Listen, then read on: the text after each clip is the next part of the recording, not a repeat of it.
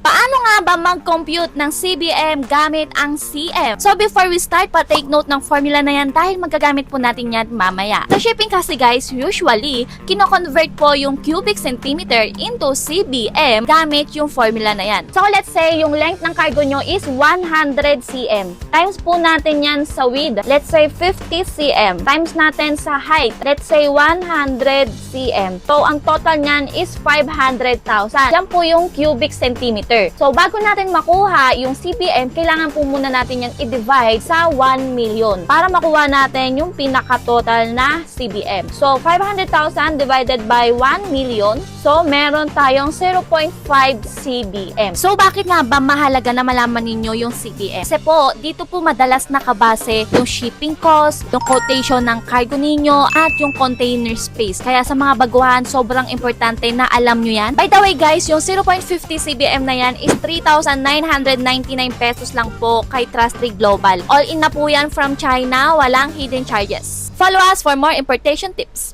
Bye!